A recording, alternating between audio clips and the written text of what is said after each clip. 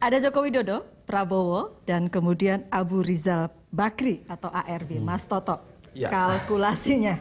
Satu Wiranto, tapi itu di agak jauh ya. Iya, problemnya adalah membaca peta koalisi di Indonesia itu tidak bisa didasarkan satu ikatan platform kah, ideologi kah, sehingga kemudian membacanya betul-betul lebih Ikatan kepentingan, Mas. betul-betul apa yang terjadi di panggung belakang, sesuatu yang sifatnya kualitatif dan memang baru bisa terbaca pasca pemilu legislatif ini. Ada dua variabel yang biasanya menentukan. Pertama, mereka secara psikologis partai-partai ini akan cenderung merapat ke yang lebih besar kemungkinan untuk menang. Itu terjadi pada SBY tahun 2009, sekitar 21 atau 22 partai itu merapat. Bahkan ada yang di detik-detik terakhir ya, seperti PKS merapat ke Sabuga baru pada detik-detik terakhir. Yang kedua, ya apa yang disebut dengan koalisi ketika didefinisikan secara ekstrim, yaitu bagaimana capres ini berani membagi jatah kursi menteri yang kemudian itu menjadi fasilitas yang dianggap lebih. Ini kan yang secara taktis kita bisa artikan sebagai koalisi.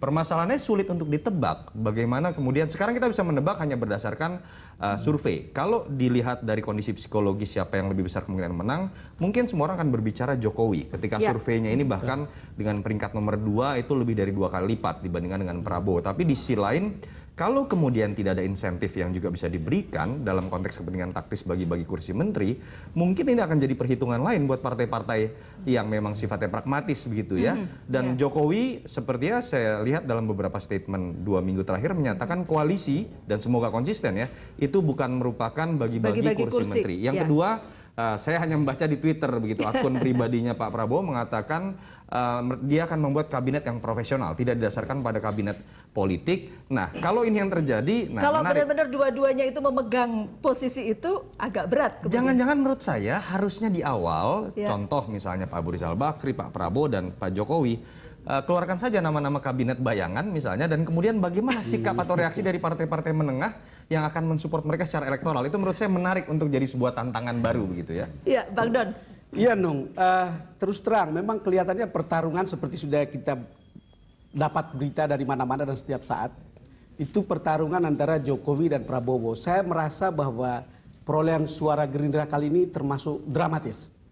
Saya merasa bahwa dari 4% atau 4, sekian persen 4,46% jadi 11 atau 12% itu adalah lompatan yang sangat besar dan membuat opportunity Prabowo bertanding dengan Jokowi itu makin besar. Seperti kata Mas Toto tadi, kan cukup mengajak 1 atau 2 partai lagi, tidak perlu mengajak terlalu banyak orang, dan itu berarti tidak terlalu mahal untuk berkoalisi.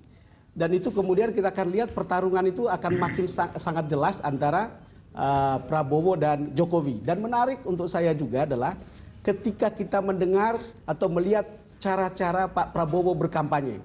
Dengan suara keras, dengan pantun politik, dengan puisi politik, yang kemudian ternyata kok bisa menaikkan elektabilitas Gerindra gitu. Walaupun kalau misalnya kita lihat survei dari beberapa lembaga survei termasuk dari Saiful Mujani misalnya, memang terlihat pemilih baru itu cukup besar masuk ke sana dan ketokohan Prabowo termasuk sangat kuat untuk mendongkrak itu, begitu Nong? Ya, di media saya pernah membaca, saya sempat membaca, Golkar itu sudah bicara beberapa kali dengan PDI Perjuangan. Mungkin bisa ditanyakan ke Pak Aulia Rahman. Tetapi kemudian ketika PDI Perjuangan ditanya mengenai apakah mungkin akan berkoalisi dengan Demokrat, jawabannya tidak. Pak Aulia, betulkah Golkar Demokrat sudah bicara dengan atau Golkar ini? Golkar ya. Bagi kita secara teori politik semua bisa kerjasama. Tapi memang pembicaraan ARB sudah Ketua dilakukan Umum sampai itu kemana? sudah dia bicara dengan kita mengatakan bahwa sudah beberapa kali ketemu dengan Ibu Mega. Dan itu sah-sah saja sebagai partai politik kita. Dan kita tahu persis bahwa komunikasi politik kultur Indonesia itu kan seperti itu. Ini hari bisa menang, mungkin barangkali 1 bulan lagi bergain daripada tingkat ini Pak Aulia menjawab dengan aman ini. Loh, bukan. Tadi saya setuju sama Ulil itu mengatakan ini baru primary gitu loh. Kita belum tahu persis apa yang kejadian 20 hari yang ke depan gitu loh. Saya ingin dapatkan jawaban dari politisi seperti Mas Ulil nih, karena kita juga dapat soundbite atau statement dari Vox Pop.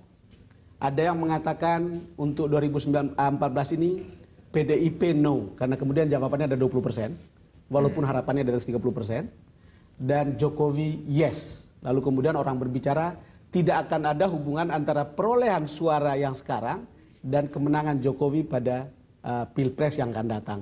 Membandingkan dengan SBY tahun 2004 dengan 7%, lalu kemudian bisa tahun 2009 dengan 20%, lebih bisa lagi. Bagaimana kira-kira Demokrat melihat Jokowi efek ini gitu? Saya sebetulnya agak risih mengomentari partai lain ya, dan juga tokoh dari partai lain. Mungkin itu wilayah Mas Yunarto ya. Tapi bahwa kaitan antara SBY dengan Demokrat sangat erat sekali, sehingga misalnya popularitas daripada SBY langsung berdampak kepada kenaikan Demokrat itu sangat benar sekali, karena SBY kan memang pendiri dan sekaligus ya dia orang yang sangat berperan besar dalam Partai Demokrat. Nah, memang pertanyaannya sekarang adalah apakah ada figur seperti SBY di Demokrat? Jelas tidak ada. Jadi tidak ada figur yang kalibernya seperti SBY, dan juga identifikasi dengan partai yang selekat SBY dengan Demokrat sekarang ini mungkin juga tidak ada. Karena itu sekarang memang situasi yang dialami oleh partai saya sekarang memang agak berbeda dengan pada tahun 2004, 2009. Dan karena itu kami sekarang mengkalibrasi ekspektasinya juga sesuai dengan perkembangan sekarang ini. Mungkin Toto bisa jawab tuh. Ya, begini, kalau kita buat perbandingan misalnya antara Jokowi efek dengan SBY efek ada yang berbeda ya, walaupun kedua-duanya adalah magnet elektoral. Saya punya analogi misalnya kalau Demokrat itu betul, sama-sama Demokrat dan PDIP sama-sama memiliki 3 faktor yang bisa menjadi magnet elektoral. Kalau di Demokrat itu ada Susilo, Bambang, dan Yudhoyono. Artinya ya memang ketergantungan yang sangat besar. Susilo, Bambang, dan Yudhoyono. Sementara kalau kita baca dalam konteks komunikasi politik PDIP, kita melihat ada 3 sosok. Ada Ibu Megawati, ada Puan Maharani, dan ada Jokowi. Dan ada hal yang menarik kita bisa kaji di situ. Kenapa Jokowi kemudian tidak menjadi satu-satunya variabel yang bisa mengidentifikasi apa itu PDIP pada saat sekarang. Dan kita lihat bahkan fenomena Jokowi yes, PDIP no itu menggelora ya di beberapa minggu terakhir. Kita lihat satu contoh kecil secara teknis, bagaimana deklarasi Jokowi yang jelas itu ketika dilakukan 3 minggu sebelum masa pencoblosan, itu kan sebenarnya kan ingin memberikan ruang gerak atau waktu supaya terjadi engineering dari partai secara sistematis, sehingga Jokowi bisa menjadi komunitas elektoral yang mengangkat suara partai. Tetapi yang kita lihat, pasca Jokowi melakukan deklarasi pada 14 Maret, iklan yang muncul adalah Puan Maharani. Saya tidak mengerti apakah ini bagian dari strategi, ataukah bentuk setengah hati dari partai yang kemudian belum secara sepakat mengedepankan Jokowi. Ya, dan menurut saya itulah hal-hal yang menyebabkan kenapa Jokowi efek kemudian tidak sebesar SBY efek misalnya pada tahun 2004 atau 2009. Dan saya pikir ini sebuah tamparan besar juga ketika beberapa elemen PDIP atau pengamat mengatakan bisa di atas 30%, yang terjadi adalah sebuah stagnasi dibandingkan dengan survei pada tanggal 14 Maret. Jadi kalau misalnya PDI Perjuangan mau mencalonkan Jokowi sekarang ini untuk jadi presiden, itu betul-betul harus kerja keras dan tidak bisa lagi mengulang strategi yang kemarin, kalau itu strategi ya. Jokowi tetap memiliki elektabilitas sangat tinggi. Ketika kita baca pasca deklarasi pun suaranya terus naik. Tetapi ada sebuah beban yang harus ditanggung ketika partai yang seharusnya bisa diharapkan secara independen menjadi mesin politik ternyata gagal didongkrak, dan ini kan menyebabkan pada akhirnya partai juga terbebani untuk menjalin koalisi dengan partai lain. Itu menurut saya yang harus menjadi pelajaran. Kalau mau jawaban singkat mungkin Mas Toto, kalau kita bicara koalisi untuk presiden nanti, ada berapa calon presiden atau berapa pasangan yang mungkin akan maju? Saya percaya karena tetap ada 3 kalau kita membaca kemungkinan secara statistik. Tetapi yang menarik, ini prediksi ya, sekali lagi kualitatif dan spekulatif. Menurut saya Prabowo dan Jokowi hampir bisa dipastikan maju. Calon ketiga yang masih jadi pertanyaan besar, apakah akan tetap diisi oleh ARB atau jangan-jangan partai seperti Demokrat kemudian bisa membuat suasana politik menjadi lebih cair dengan menimbulkan konstelasi baru. Ini provokasi juga Mas Ulil sebetulnya. Mas Ulil dan Pak Aulia, boleh saya dapatkan closing statement pendek-pendek dari Mas Ulil? 30 second. Ya, kita sebetulnya masih berharap bisa ada kejutan ya dengan keadaan seperti sekarang ini. Kita belum tahu seperti apa kejutannya, tetapi saya yakin bahwa peta Pilpres nanti akan seru, karena sebetulnya tidak hanya dimonopoli dengan 2 calon yang ada, akan ada calon alternatif yang ada, dan saya berharap itu ada dari Demokrat. Oke, Pak Aulia. Kata Pak Aulia, saya yakin ada di Golkar. Pak Aulia? Ya, pasti. Karena keyakinan itu dibangun 5 tahun yang sebelumnya itu.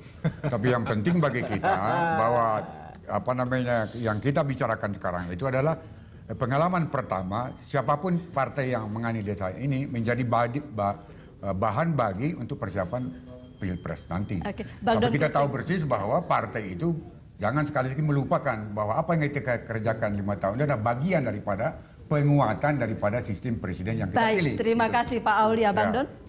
Iya, Nung. Saya tidak berbicara tentang Pilpres.